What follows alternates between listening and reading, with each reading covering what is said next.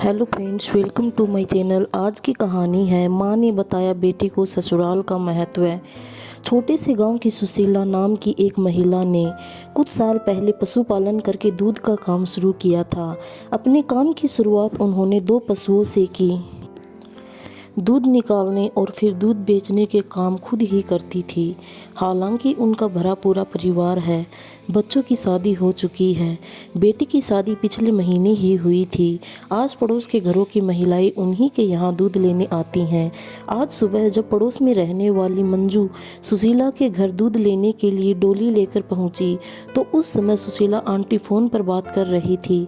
अतः मंजू ने कुछ क्षण रुकना ठीक समझा और सुशीला आंटी ने रुकने का संकेत भी किया तो वह रुक गई। सुशीला आंटी की बातें पास ही बैठी मंजू के कान में भी पड़ रही थी। वह अपनी उस बेटी से बात कर रही थी जिसकी शादी पिछले महीने ही हुई थी।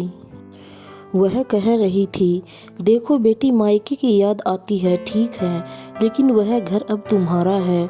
तुम्हें अब अपना सारा ध्यान अपने ससुराल की खुशी के लिए लगाना है और बार बार फ़ोन मत किया करो। सबसे चोरी छिपे तो बिल्कुल भी नहीं। जब भी यहाँ फ़ोन करना हो तो सास या पति के सामने करना। पति की खुशी में ही पत्नी की खुशी होती है। तुम अपने फ़ोन पर मेरे फ़ोन का इंतज़ार कभी मत करना। मुझे जब कभी भी बात करनी होगी तो मैं तुम्हारी सास के या दामाद जी के नंबर पर फ़ोन लगाऊंगी, तब तुम भी बात करना। बेटी, तुम्हारी शादी हो चुकी है, अब ससुराल में हो। छोटी छोटी बातों पर तुनकना छोड़ दो।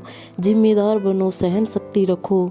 अपना घर कैसे चलाना है, तीज त्योहार कैसे करने हैं, ये सब अपनी सास से सीखो। हर घर के अपने तौर तरीके होते हैं। एक बात हमेशा ध्यान रखो, ससुराल वालों का सम्मान करोगी तो सम्मान पाओगी। मायके की लाज रखना। ठीक है, सुखी रहो।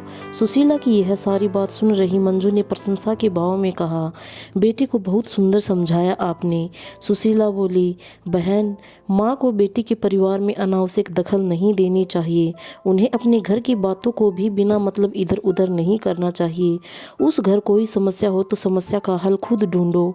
मंजू उस देवी का मुंह देखती रह गई। सभी माँ को इसी तरह से सोचना चाहिए ताकि बेटी अपने घर को खुद का घर समझे और उसके घर में खुशहाली आए।